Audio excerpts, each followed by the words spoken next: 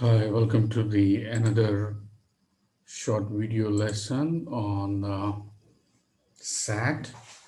And SAT has three verbal sections at least: reading, writing and language, and the essay. So here is a small topic taken from the writing and language. Writing and language is about the second section, but it has only four passages, and it offers about 44 questions to be answered in 35 minutes. So the most important thing is that this is all about how you improvise, revise. So this is more to do like you need to think like an editor and then provide an option that is most effective, most concise, and most clear. So, among the various testing points in the writing and language, uh, commas is a very important one, and I often have questions come on this topic. What are the rules? How to apply those rules? So let's look at a few rules that are very pertinent for the SAT. And by the way, these comma rules will help you to correct up to six questions out of this 35 questions. So these are the rules. The first one is very simple, that if you have how many, for example, three or more, okay? So three or more, they may be nouns, they may be verbs, they may be adjectives. If they have more than that, then you should separate them with the commas. So that's the first and foremost rule. Right? So table saw, sander, lot of glue. So there is and there is a final comma here. And the next one is about, these are all very simple to remember also. Separate non-essential elements. So in the passages, in every sentence, there is always essential information, and then there is the descriptive, good to know information. For example, here, a body of water between Nova Scotia and New Brunswick. So this is not the main idea of that. So this is just good to know information. So that's why that can be put within two commas there. And or you can also make that as an independent clause. You can put that in the beginning, and in that case you would only need one comma. If it comes in the middle of a sentence, you can separate that with two commas, but if you're making that as part of a dependent class, then you can put that at the beginning of the sentence and separate that with the one single comma. So this is another aspect of how to deal with commas. And the third one, yes, linking dependent classes and independent classes. So here there's no gap, there is no pause. So that's the reason it makes it very difficult to follow the idea here.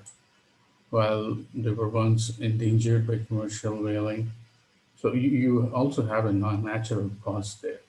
So that is a very good understanding whether it would take a comma or not. So if you put a comma and that separates the dependent and independent, dependent is it can't make a sense of on its own. While they were once endangered by commercial whaling, the idea is incomplete as you read that. So it can make sense only something like this follows after that. Humpback whales populations have recently grown at a rapid rate. So when you have to separate dependent and independent classes, that's where comma is required. And sometimes you would also need to use these coordinating conjunctions. So fanboys, it's very easy to remember. Even when you have to use these coordinating conjunctions, the commas are important. I think that's the next rule I have mentioned here. Yes, you can look at here. So linking independent clauses with the help of coordinating conjunctions. So not, but, not, comma, walnuts. So the relationship is not very clear, you see here.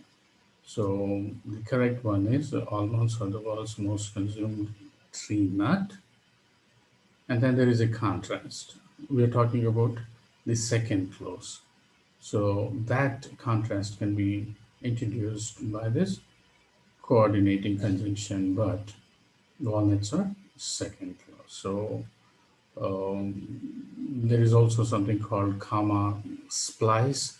The two independent clauses are linked only by a comma, but not the correct conjunction. Then it will create a comma splice error. Comma splice error can be fixed by either putting the conjunction, or you can end the sentence. You can make those two into two sentences. Almonds are world's most consumed tree nut. Full stop. Walnuts are close second. That is another sentence. So comma splice error can be fixed that way. So there are other tips. Yes, uh, don't split the subjects and verbs, right? That's a very grave mistake if it is done. Prepositions, they don't need commas. And if there are only two items, again, you don't have to separate that way.